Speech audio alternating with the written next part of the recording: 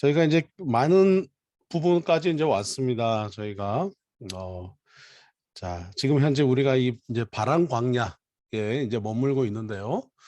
자, 어제 우리가 봤던 게 이거죠. 14절. 이스라엘이 이제 반역을 합니다. 심지어 어, 모세를 죽이고 새로운 지도자를 뽑아서 우리가 애굽으로 가자. 14장에서 그렇게 이야기를 하죠. 그때 하나님께서 몹시 하나님께서 진노하시게 됩니다. 그러면서 하나님께서 그 원망하는 백성들에 대해서 어, 그 징계하시는 그런 모습들이 나오게 되는데요. 자, 그러면서 이 하나님께서 이 이스라엘의 이 반역 앞에서 징계를 하신 게 너희는 가나안 땅에 못 들어간다. 나를 10번 이상이나 시험하고 내 말을 듣지 않고 했던 너희들은 못 들어간다. 그러니까 이스라엘이 왜 그 반역을 하게 됐습니까? 그 10명의 정탐꾼을 가나안 땅으로 보냈다가 12명의 정탐꾼을 가나안 땅으로 보냈는데 10명은 돌아와서 부정적인 보고를 하는 거죠. 그 땅의 거민은 너무 강한 거주민이다. 그래서 우리는 그 땅에 들어가면 죽는다. 우리는 메뚜기다. 네, 유재석도 아니고 메뚜기다. 우리는 메뚜기다 이렇게 표현을 한 거예요. 그랬더니 그 갈렙이라는 사람이 갈렙이 정탐꾼 중에 한 명이죠. 갈렙이 아니다. 그들은 우리의 밥이다. 우리는 메뚜기가 아니다. 하나님이 우리와 함께 하시기 때문에 능히 우리는 이길 수 있다.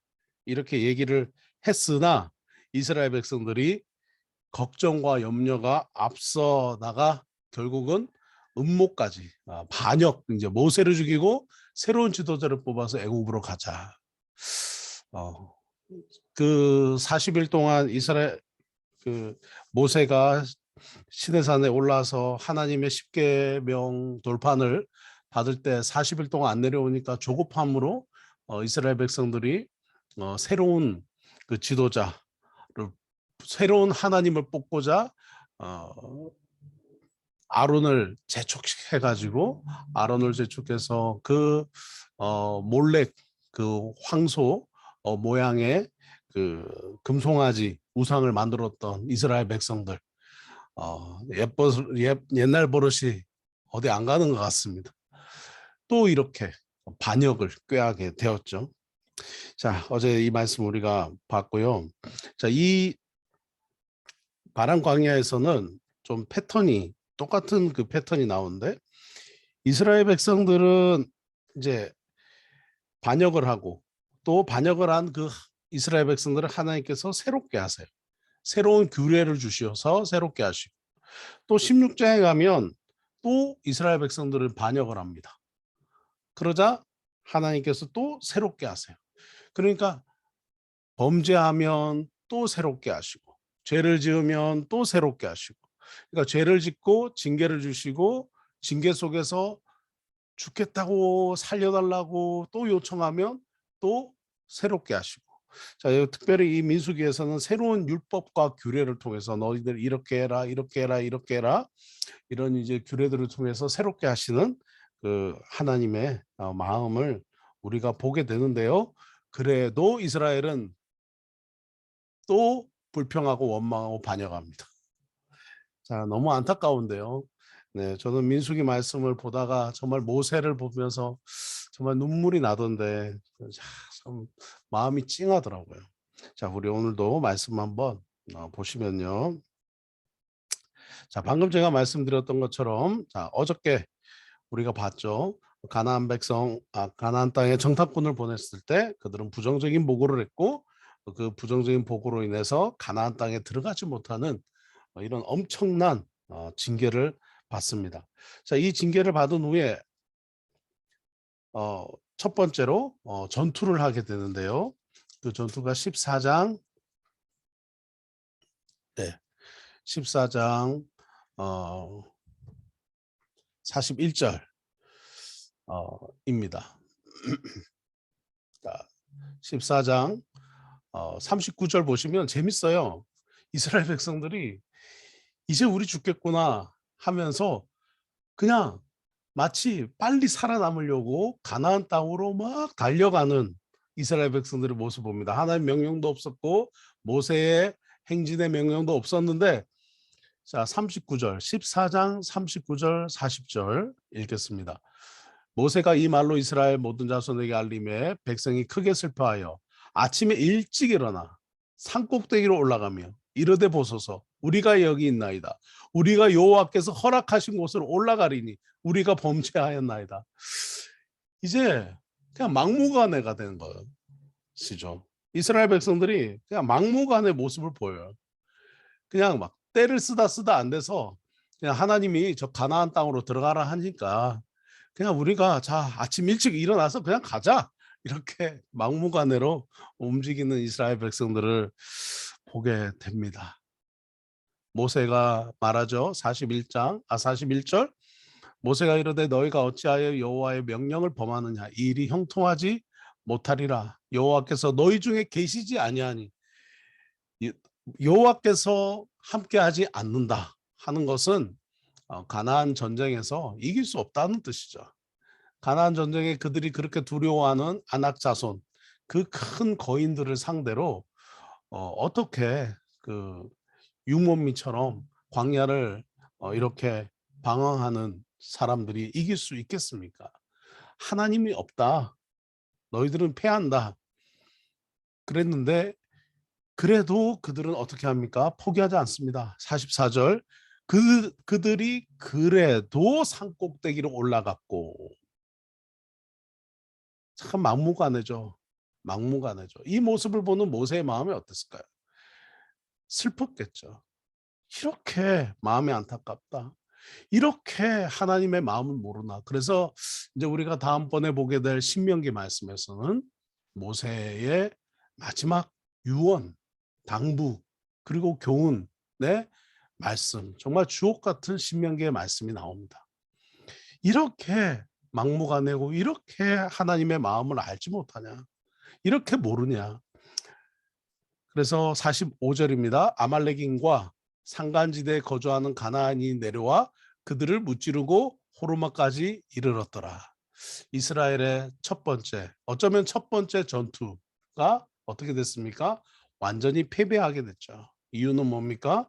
하나님이 함께하시 않았기 때문입니다. 자, 이것에 대해서 하나님께서 15장에 가서는 자, 이제 새롭게 하시기 위해서 이스라엘에게 새로운 규례를 주시는데요. 가나안 땅에 들어가면 이제 너희는 제사를 지내라. 이렇게 제사를 지내라. 여러분 기억하시죠? 번제, 소원, 소제, 그리고 낙헌제, 절기, 화제, 절기제 이런 그 제사를 지냈는데 특별 특징은 외국인들도 제사에 가능하다. 이스라엘 백성들과 함께 거주하는 외국인, 타국에서 온 사람들도 이스라엘 백성들의 이 그 제사에 함께 할 수 있다. 자, 이것은 무엇입니까? 하나님은 이스라엘 백성들 안에 이스라엘 백성들에게만 하나님이 아니에요. 이스라엘 백성들만의 하나님은 아니시다. 하나님은 그의 말씀을 순종하고 그를 따르는 모든 자의 하나님이시다. 그런데 이스라엘 백성들은 뭐 어떻게 생각했습니까? 우리는 조상 아브라함 때부터 아브라함 때면 지금 이 시대만 해도 한 400 그죠? 한 500년 전이죠. 우리가 이 이스라엘 때부터 아브라함 때부터 아브라함, 이삭, 야곱 그리고 요셉에 이르기까지 우리는 하나님의 언약의 백성이야 하는 것을 이스라엘 백성들은 긍지로 삼고 살았는데 그러나 하나님께서는 이 땅에 있는 외국인들도 제사를 지낼 수 있다 하신 거죠.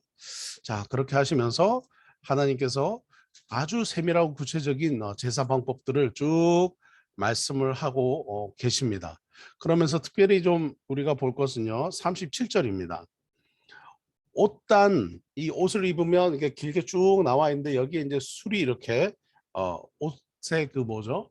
그 천을 실 같은 거를 이렇게 달았습니다. 예, 여기 있네요. 자, 여기 보이십니까? 자, 보시면 여기 이렇게 그 술이 달려 있죠. 길게 이렇게 천들이 달려 있습니다. 자, 이것을 달아라라고 37절부터 쭉 말씀하세요. 여러분 옷에 이런 거 잘 없죠? 네. 근데 이런 거를 달아라 하는 거죠. 자, 앞으로 여러분 이런 걸 보실 때마다 민수기 15장의 말씀 기억하시면 됩니다. 왜 이걸 다루라 그러냐? 자, 39절입니다. 이 술은 너희가 보고 여호와의 모든 계명을 기억하여 준행하고 너희를 방종하게 하는 자신의 마음과 눈의 욕심을 따라 음행하지 않게 하기 위함이라. 자, 이 술을 볼 때마다 하나님의 말씀을 기억하고 그리고 순종하고 그리고 방종하는 우리의 마음과 또 우리의 눈으로 보는 욕심을 따라 음행하지 않도록 해야 되겠다라고 다짐을 하자라고 이렇게 생각할 수 있는, 이 술을 볼 때마다 조심하고 살아야지, 거룩하게 살아야지, 하나님 옆에 바르게 살아야지라고 생각하라. 그래서 40절 41절입니다. 그리하여 너희가 모든 계명을 기억하고 행하면 너희의 하나님 앞에 거룩하리라. 그리고 41절에 하나님이 어떤 분이신지 자기를 소개하십니다. 나는 누구냐? 나는 여호와 너의 하나님이다. 나는 야훼 하나님이다. 나는 너희의 하나님이 되려고, 난 너희의 야훼가 되려고 너희를 애굽 땅에서 인도하여 내었느니라. 나는 여호와 너의 하나님이다. 아멘. 하나님은 우리의 하나님이십니다. 이스라엘 백성들의 하나님이시고 지금도 우리의 하나님이십니다. 이 하나님의 음성을 듣는 아침 되기 바랍니다. 하나님이 광야 같은 세상에서 우리를 이렇게 인도하여 내신다라고 말씀하시는 거죠. 자, 그러면서 말씀하시는 거죠. 자, 사랑하는 성도 여러분, 오늘 이렇게 매일 아침마다 아침 예배를 통해서 듣는 하나님의 말씀, 그리고 하나님의 은혜를 안 잊어버리고 기억하면 얼마나 좋을까요? 그 소는 되새김질을 하잖아요. 이 되새김질을 하면 그냥 아침에 먹었지만 또 그것을 점심 때 다시 꺼내서 좀 되새김질을 하듯이 우리도 이렇게 아침에 하나님의 말씀을 듣고 또 영적인 양식을, 영의 양식을 먹었다면 또 우리도 중간에 하루 종일 좀 수시로 그 말씀을 기억하고 생각하고 또 살아가면 얼마나 좋을까요? 여러분은 어떻게 여러분이 지니고 다닐 귀에 단 술은 무엇입니까? 저는 이전에 이거 하나님 말씀 묵상하려고 아침에 이제 이렇게 묵상을 하고 나면 잊지 않기 위해서 제 20대 초반에 20살, 21살 때 이런 걸 했습니다. 시계 앞에다가 형광색 종이를 스카치 테이프로 붙였어요. 그래가지고 시계 중심추가 되는 거기다 이렇게 딱 시계를 볼 때마다 그 형광색이 생각이 나잖아요. 보이잖아요. 그럼 형광색 종이를 볼 때마다 오늘 아침에 말씀했던 게 무엇이었지라고 다시 기억하려고 그러고 또 그것도 잘 안 될 때는 안 돼가지고 제 엄지 손톱에다가 새까만 매직으로 동그랗게 점을 찍었어요. 양쪽에다가. 그래가지고 제가 뭐 손으로 뭘 짚거나 할 때 그 점이 보이잖아요. 그러면 오늘 하나님의 말씀 뭐였지라고 또 기억하려고 그렇게 애쓰고 했던 시간들이 있었습니다. 여러분, 오늘 우리도 하루에 주신 말씀을 잊지 않고, 사실 이 아침 예배 딱 끝나고 돌아서면 까먹을 수도 있잖아요. 잊어버릴 수가 있거든요. 하나님 앞에 정말 잊지 않고 하나님의 말씀을 되새김질 하는 은혜가 있기를 바랍니다. 자, 16장으로 가면 이스라엘 백성들이 또 반역을 합니다. 자, 이번에는 집단으로 반역을 합니다. 어떻게 반역을 하냐? 고라, 다단, 아비람, 오디라는 사람들이 나타나서 250명을 이끌고 모세를 거스립니다. 자, 2절입니다. 16장 2절. 이스라엘 자손 총회에서 택함을 받은 자 곧 회중 가운데서 이름 있는 지휘관 250명과 함께 일어나서 모세를 거스르니라. 자, 3절입니다. 그들이 모여서 모세와 아론을 거슬러 그들에게 이르되 너희가 분수에 지나도다. 회중이 다 각각 거룩하고 여호와께서도 그들 중에 계시거늘 너희가 어찌하여 여호와의 총회 위에 스스로 높이느냐. 한마디로 당신이 어떻게 지도자냐. 당신만 어떻게 지도자냐. 이제 이렇게 얘기를 하는 거죠. 자, 여기에 모세가 4절입니다. 이렇게 반응합니다. 모세가 듣고 엎드렸다가, 자, 누구 앞에 엎드렸습니까? 지금 반역하는 이 고라와 또 다단과 아비람 그리고 250명 앞에 엎드리는 모세의 모습을 보게 됩니다. 또 이 말씀이 이제 이렇게 진행이 되다가 모세가 그들에게 향로를 가지고 오라 합니다. 그 향로를 가지고 오는데 반역했던 사람들 250명의 향로를 가지고 오게 됩니다. 17절 가면 향로 250개가 오게 됩니다. 그러면서 하나님 앞에서 이제 이스라엘 모세가 기도하는데 하나님께서 이스라엘 백성 모두를 다 진멸하시겠다 그래요. 지금 반역하는 이스라엘 모두를 다 진멸하시겠다고 하니까 참 이 말씀이 그 놀라운데요. 21절입니다. 20절, 21절. 여호와께서 모세와 아론에게 말씀하여 이르시되 너희는 이 회중에서 떠나라. 내가 순식간에 그들을 멸하러 하노라.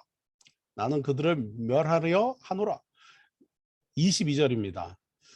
모세와 아론 두 사람이 엎드려 여기 또 엎드립니다. 두 사람이 엎드립니다. 하나님이여 모든 육체의 생명이 하나님이여 한 사람이 범죄하였거늘 온 회중에게 진노하십니까? 한 사람이 범죄했는데 온 회중까지 그렇게 죽이실 필요가 있으십니까?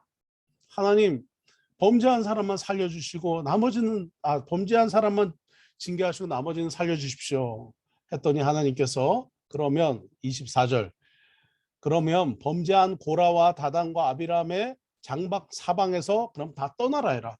그러니까 그들과 함께 하지 마라 그래요. 반역한 자들과 함께 하지 마라. 그러면 살려주겠다. 이렇게 얘기를 합니다. 그래서 반역한 사람들은 장막으로 들어가고 그리고 반역하지 않은 사람들은 다 반역하지 않겠다는 사람들은 반역한 사람들 떠나게 하라 합니다. 자, 어떤 징계가 일어났습니까? 31절입니다.